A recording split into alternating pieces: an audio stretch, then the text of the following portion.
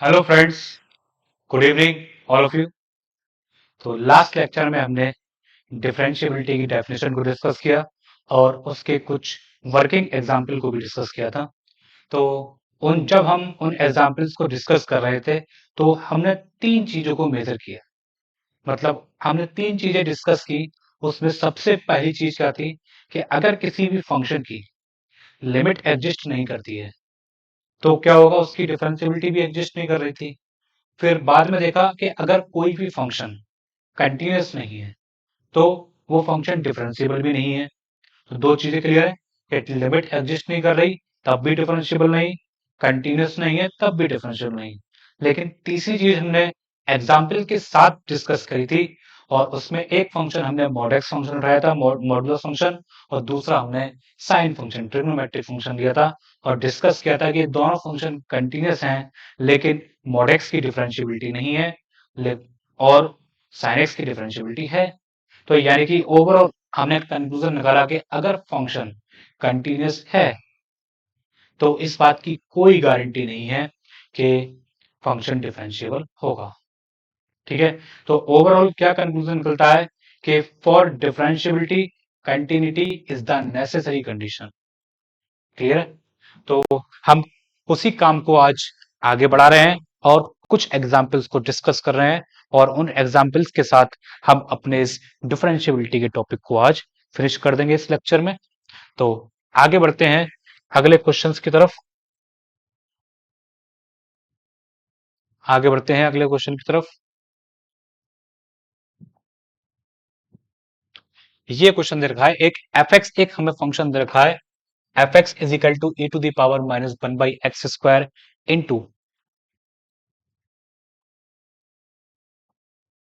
Into sine one by x. तो सबसे पहले तो हम इसकी लिमिट ही देख लेते हैं।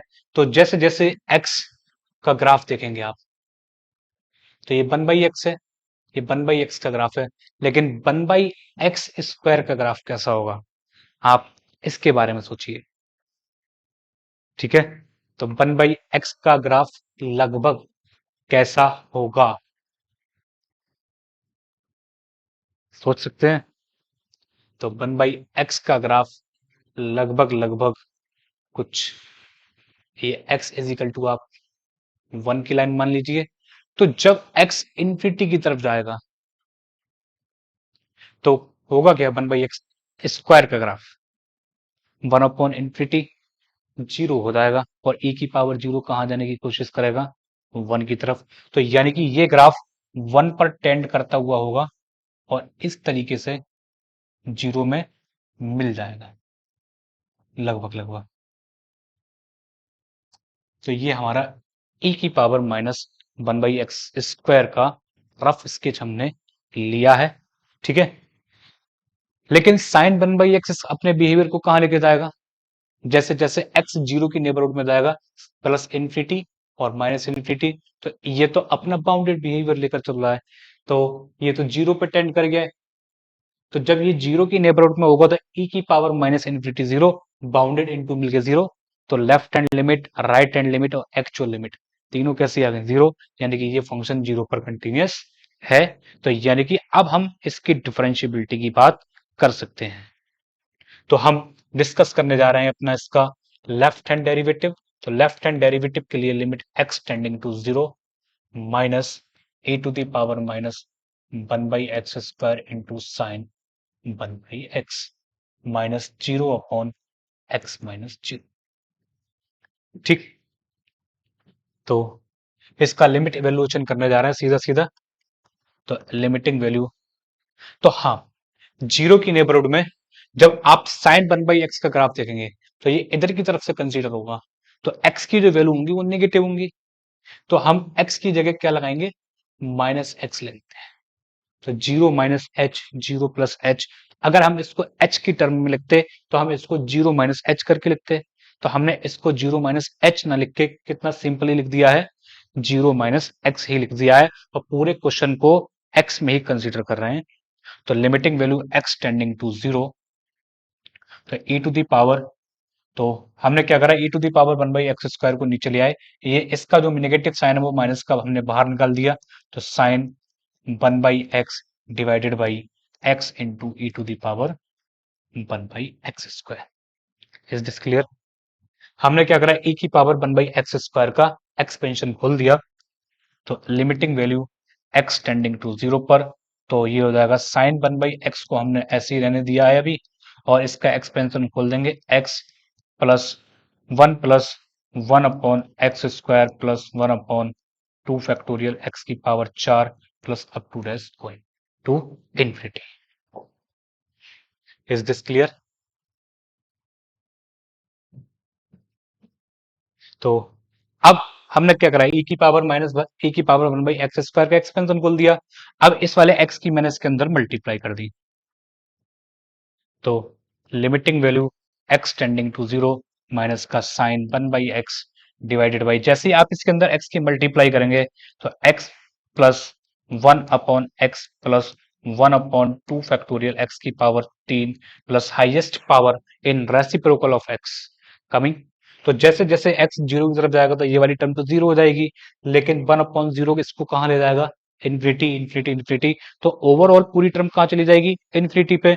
और साइन कैसा फंक्शन है, साइन तो बाउंडेड फंक्शन है, साइन बाउंडेड फंक्शन है, तो बाउंडेड अपॉन इन्फिनिटी मिलकर क्या हो जाएगा, पूरा 0। तो लेफ्ट हैंड डेरिवेटिव जो आ गया इसका वो कितना आ गया, 0 आ गया। सिमिलरली आप जब इसका राइट हैंड डेरिवेटिव निकालने जाएंगे तो वो भी कितना आ जाएगा, 0 आ जाएगा।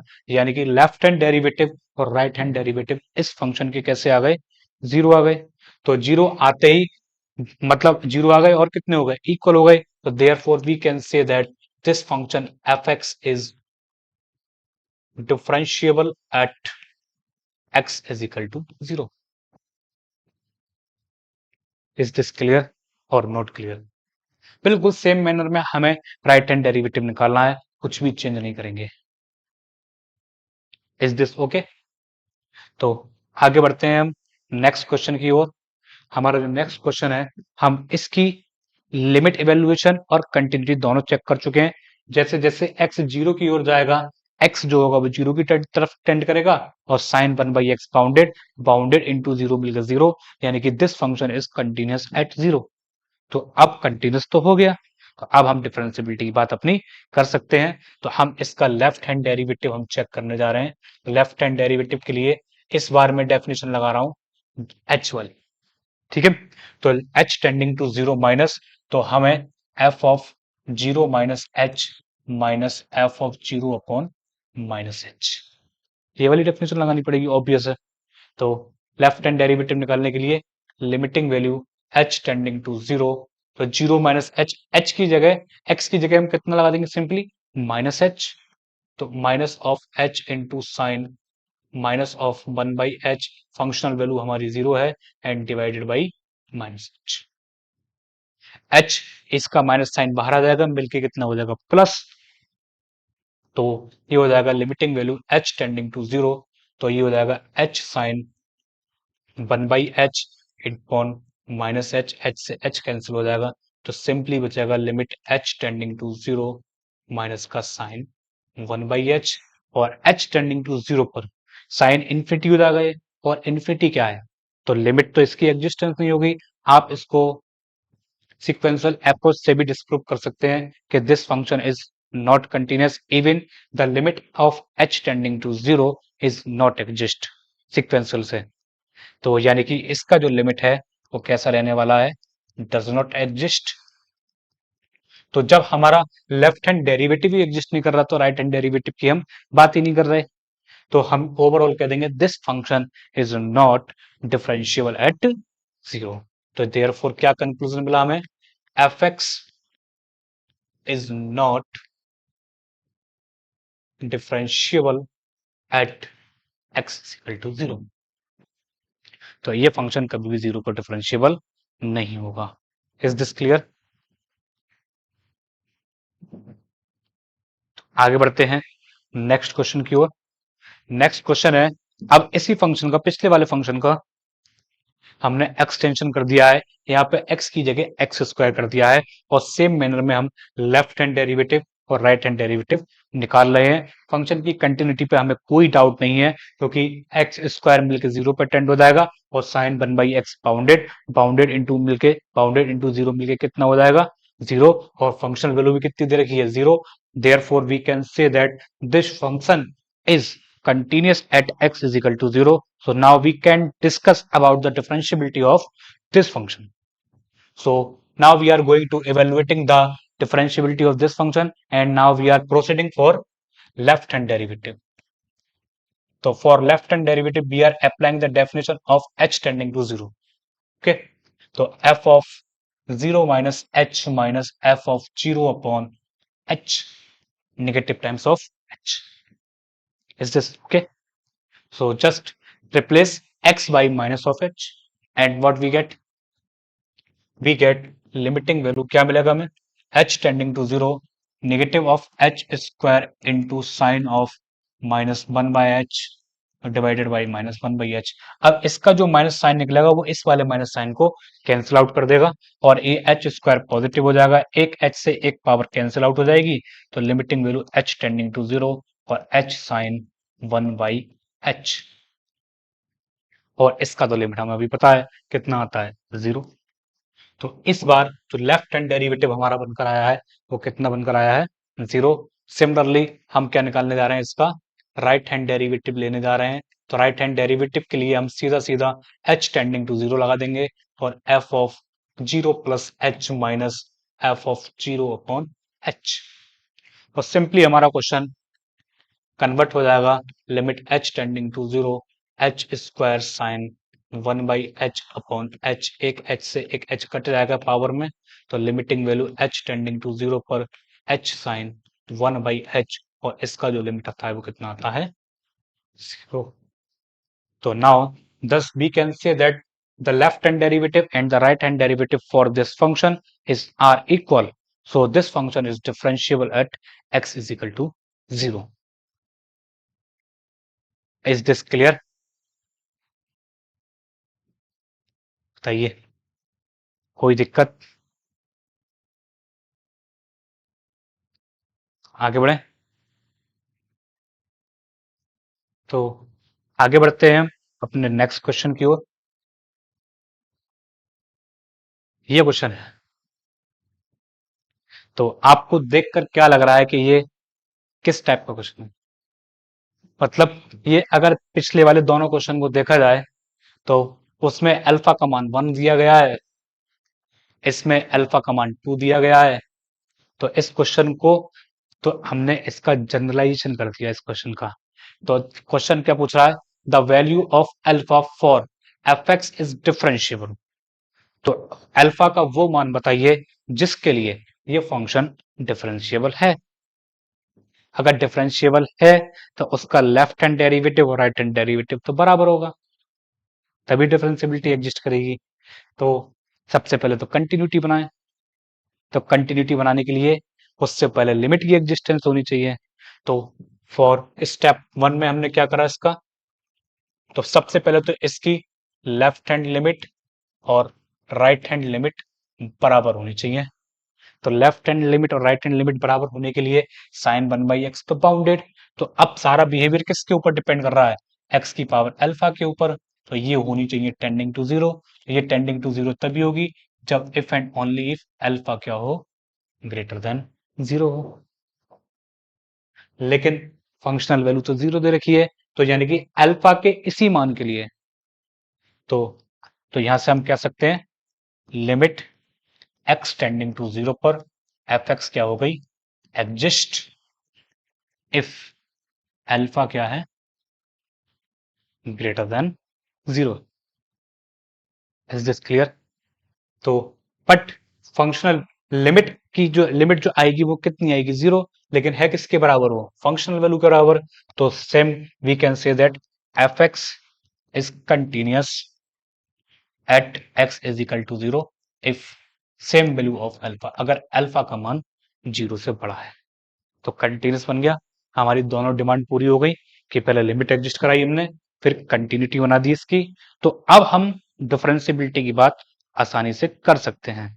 लेकिन अगर थोड़ा बहुत भी कॉमन सेंस हम लगाएं, तो अभी हमने ये 2 क्वेश्चन करे हैं, इसमें सीधा सीधा पता चल रहा है जब अल्फा का मान हमने 1 रखा है तो ये फंक्शन की लिमिट ही एग्जिस्ट नहीं कर रही। ठीक, तो यानी कि अल्फा का मान जब 1 है तो ये फंक्शन डिफरेंशिएबल नहीं है। तो या तो अल्फा का मान 1 से छोटा होगा या फिर 1 से बड़ा होना चाहिए। 1 पे तो होगा ही नहीं, इस बात की पक्की गारंटी है। लेकिन ये क्वेश्चन क्या कह रहा है, जब अल्फा का मान 2 मतलब 1 से बड़ा है तो डिफरेंशिएबल हो गया। लेफ्ट हैंड डेरिवेटिव भी 0 और राइट हैंड डेरिवेटिव भी 0। तो अब इतना तो श्योर है कि अल्फा का मान अगर 1 से बड़ा तो डिफरेंशियबिलिटी आ रही है। इसको जनरलाइज करें, लेकिन क्या होगा जब अल्फा का मान 0 से छोटा होगा? तो हमारे पास 0 से छोटा होगा या 1 से छोटा होगा, 0 के बीच में होगा क्या? जब अल्फा का मान, तो हम 4 केस में इसको डिस्कस करने जा रहे हैं अपनी डिफरेंशियबिलिटी को। ठीक, तो 4 केस कौन कौन से होंगे? एक तो पहला केस तो यही है कि जब अल्फा 0 हो जाए। ठीक है, दूसरा केस है कि अल्फा का मान 0 से बड़ा हो, 1 से छोटा हो। तीसरा केस ये है अल्फा इज इक्वल टू 1 हो। चौथा केस हमने एक और ले लिया है, जब अल्फा का मान 1 से बड़ा हो। और एक और कंसीडर कर लेते हैं अपनी तरफ से, जब अल्फा का मान 0 से छोटा हो। तो हमने 5 केस बना लिए हैं, कोई घबराने वाली बात नहीं है, एकदम बहुत ही आसान है इनको डील करना। तो जब अल्फा का मान 1 है तब तो है ही नहीं, डिस्कस कर चुके हैं। जब अल्फा का मान 0 होगा तो x की पावर 0 कितना हो जाएगा? 1। ठीक है, और 1 पर तो कितना बचेगा? Sine 1 by x. और अभी साइन 1 बाई एक्स के बारे में तो बहुत अच्छे से देख कर आए थे, इसकी तो लिमिट ही एग्जिस्ट नहीं करती। तो जब अल्फा का मान 0 है तब भी नहीं है। ठीक, जब अल्फा का मान 0 से छोटा होगा, तो अल्फा का मान 0 से छोटा होगा, इसका मतलब क्या है? नेगेटिव ऑफ अल्फा 0 से बड़ा हो। तो 1 अपॉन एक्स की पावर अल्फा, इस टाइप का हमारे पास फंक्शन कन्वर्ट हो जाएगा इस बार, और into sine 1 by x. Sine की लिमिट तो 1 बाई एक्स पे बाउंडेड है, लेकिन ये इसको कहां लेकर जाएगा? 0 पर लेकर चला जाएगा इस बार। तो 1 अपॉन 0 या तो इन्फिनिटी या माइनस इन्फिनिटी, तो ओवरऑल लिमिट कहां जाएगी? इन्फिनिटी पे आ जाएगी। क्लियर है? तो यानी कि जब अल्फा का मान 0 से छोटा है तब भी एग्जिस्टेंस। सही है। अब 0 और 1 के बीच में, यहां तो अल्फा का मान 0 से बड़ा है, तो जब अल्फा का मान 0 से बड़ा होगा तब क्या होगा बताइए? जब अल्फा का मान 0 से बड़ा है तो एक्स के जो ग्राफ होंगे, तो यानी कि अल्फा कैन बी 1/2, 1/3 टाइप के नंबर, है ना? 1/2, 1/3 टाइप के नंबर होंगे ना। तो हमारे पास जो इसका तो ग्राफ जो होगा फिर क्या होगा? कुछ इस टाइप के ग्राफ निकल कर जाएंगे, ऐसे करके ग्राफ निकल के जाएंगे, है ना? तो यहां पर एक ही तरफ का डेरिवेटिव मिलेगा इस बार, एक ही तरफ का डेरिवेटिव मिलेगा। तो आप जब प्रॉपर डेफिनेशन लगाएंगे, तो जब अल्फा का मान 0 और 1 के बीच में होगा, तो मान लो आप ये वाली डेफिनेशन लगा लेते हैं हम जनरल। तो x की power alpha into sine 1 by x minus 0 upon x minus 0। ठीक, अब अल्फा का मान तो 0 और 1 के बीच में है, तो ये वाली पावर कहाँ होगी? ऊपर जाके इसमें शिफ्ट होगी या नीचे आ जाएगी? तो ये आ जाएगा sine 1 by x upon x की पावर 1 माइनस। ठीक, लेकिन अल्फा का मान कहाँ है? 1 से छोटा है। 1 से छोटा है तो 1 माइनस अल्फा क्या होगा? पॉजिटिव। तो x की पावर पॉजिटिव नीचे रह गई साइन में, तो ये इसको लेके कहाँ चली जाएगी? अनंत पे लेके चली जाएगी, इन्फिनिटी। तो यानी कि जब अल्फा का मान 0 और 1 के बीच में है, तो इस केस में भी क्या नहीं है? वो डिफरेंशिएबल नहीं है। तो अब सिंपली क्या बचता है? अल्फा का मान जब 1 से बड़ा है तब क्या हो? ठीक, जब अल्फा का मान 1 से बड़ा होगा तब हम उस केस में डिस्कस करने जा रहे हैं अपना।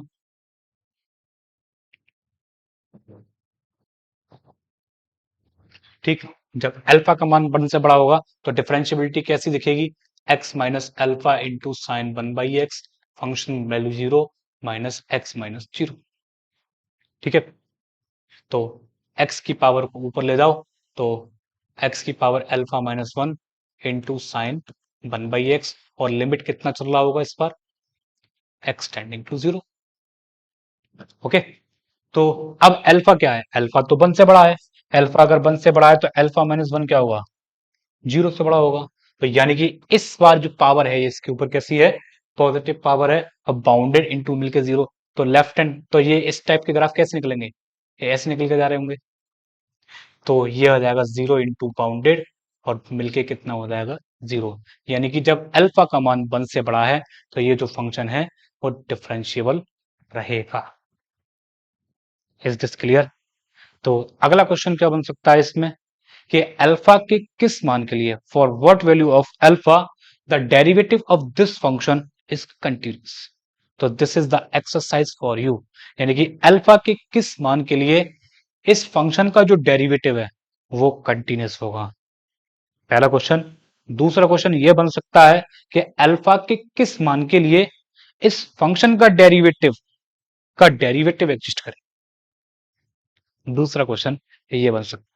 इससे ऊपर का लेवल नहीं पूछेगा। Is this clear.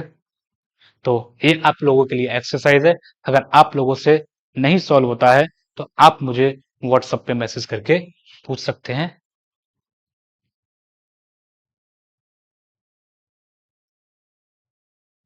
आप मुझे इस नंबर पे मैसेज करके पूछ सकते हैं। तो दो क्वेश्चन मैंने पूछे हैं आपसे, कि अल्फा के किस मान के लिए ये फंक्शन का डेरिवेटिव कंटिन्यूस होगा, और दूसरा अल्फा के किस मान के लिए इस फंक्शन के डेरिवेटिव का डेरिवेटिव एग्जिस्ट करेगा। Is this clear. तो आगे बढ़ते हैं नेक्स्ट क्वेश्चन की ओर।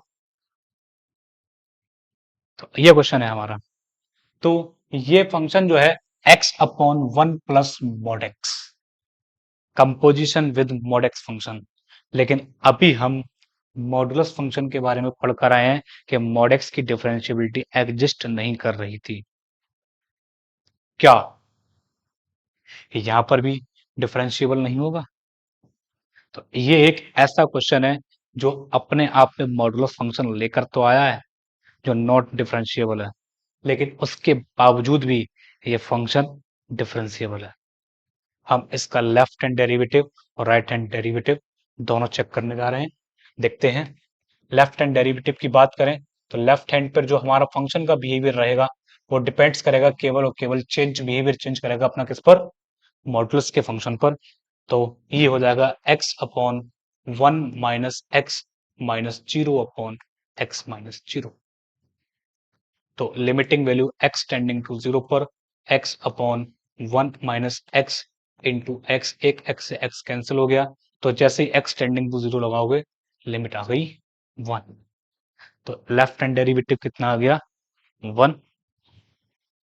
बात करें इसके राइट हैंड डेरिवेटिव की, तो राइट हैंड डेरिवेटिव के लिए हमने limiting value x tending to 0, x upon 1 plus x minus 0 upon x, और जब आप इसका लिमिट सॉल्व करेंगे तो limit x tending to 0, x upon 1 plus x into x, ये वाले x से ये वाला x कैंसिल हो जाएगा, और जब आप लिमिट लगाएंगे x टेंडिंग टू 0 तो डेरिवेटिव की जो लिमिट आएगी वो कितनी आ गई 1।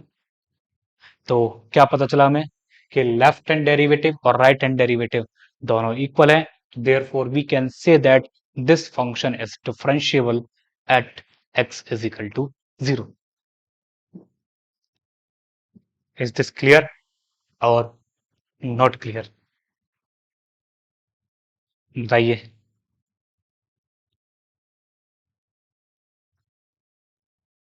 आगे बढ़ रहा है,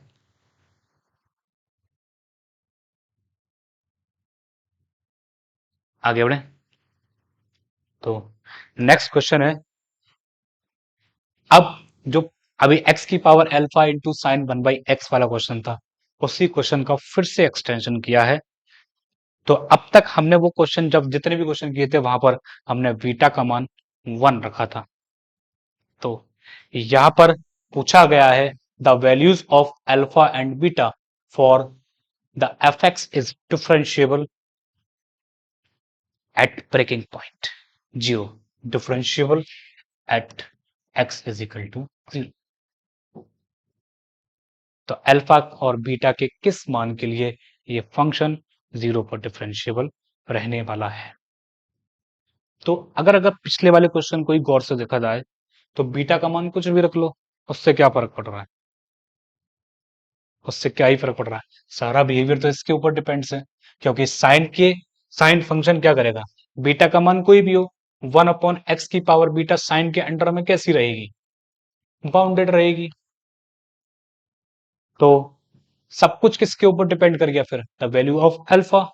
तो अभी चेक करके आए थे कि अल्फा का मान तो 1 से बड़ा होना चाहिए तभी डिफरेंशिएबल बनेगा। तो बीटा का मान क्या हो?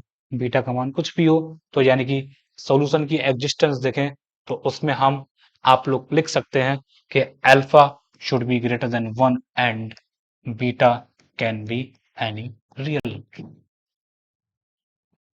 इज दिस क्लियर और नॉट? तो अल्फा और बीटा के किस मान के लिए? तो बीटा कोई भी रियल नंबर हो लेकिन alpha should be greater than 1। This function is differentiable at 0।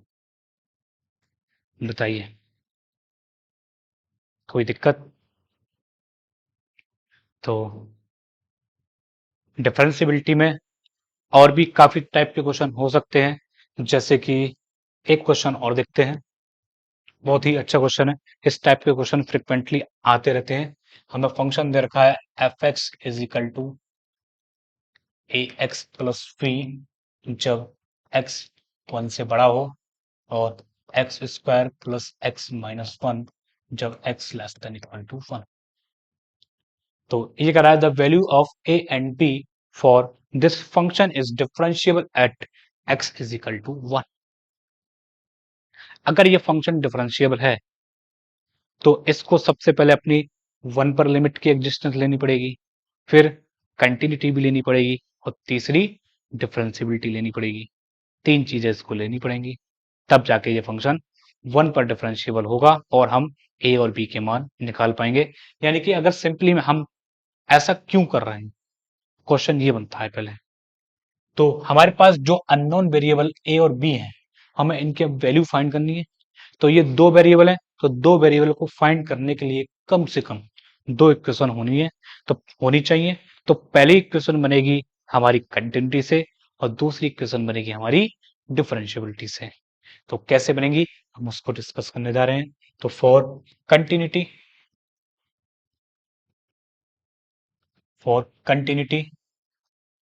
f1 बराबर होना चाहिए limiting value x tending to -1 fx और बराबर आनी चाहिए limiting value x tending to 1 plus fx।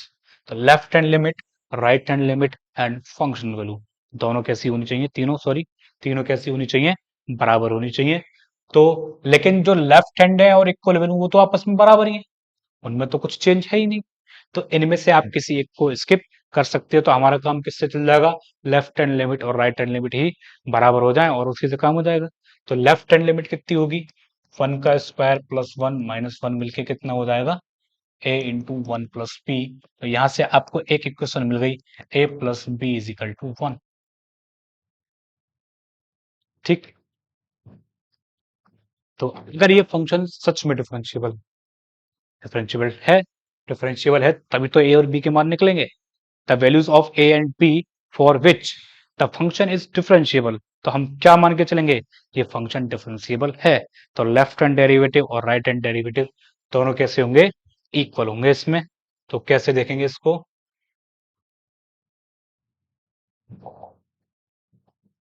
तो लेफ्ट हैंड डेरिवेटिव कितना होगा इसका? तो लेफ्ट हैंड डेरिवेटिव इक्वल आएगा किसके? Right hand derivative at x is equal to 1 पर। तो लेफ्ट हैंड पे डेरिवेटिव कितना हो जाएगा इसका? 2x प्लस 1 बराबर होना चाहिए कितना? A x a into 1 plus 0 at कितने पर? Overall x is equal to 1 पर। तो आप इसमें x का मान 1 लगा दीजिए। तो x का मान 2 इंटू 1 प्लस 1 मिलके कितना आ गया? a। तो a का मान कितना आ गया? 3। जैसे ही ए का मान 3 आया फ्रॉम इक्वेशन 1 से आप ए का मान 3 लगाइए और यहां से बी की वैल्यू कैलकुलेट कर लीजिए, तो b is equal to simply कितना आ गया, -2। तो अगर ए का मान 3 और बी का मान -2 लगाया जाए तो ये function always differentiable at x is equal to 1। Is this clear? तो इस टाइप के क्वेश्चन हमारे डिफरेंशिएबिलिटी में लगभग रहते हैं ग्रेजुएशन लेवल पर। तो इसी क्वेश्चन के साथ हमारा आज का डिफरेंशिएबिलिटी का काम समाप्त होता है। अब हम नेक्स्ट लेक्चर में अपने जो इसका नेक्स्ट चैप्टर है उसका नाम है सक्सेसिव डिफरेंशिएशन।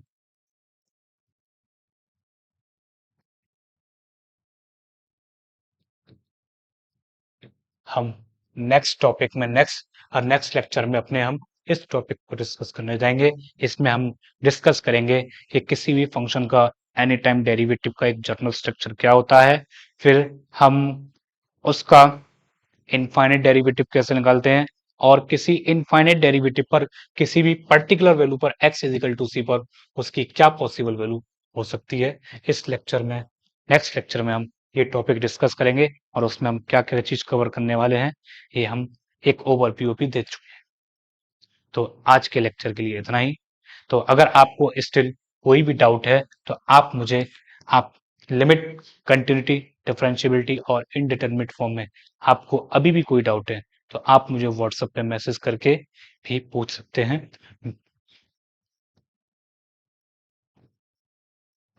केवल व्हाट्सएप करें, कॉल ना करें, ठीक है? तो आज के लिए इतना ही, मिलते हैं नेक्स्ट लेक्चर में। Good night all of you.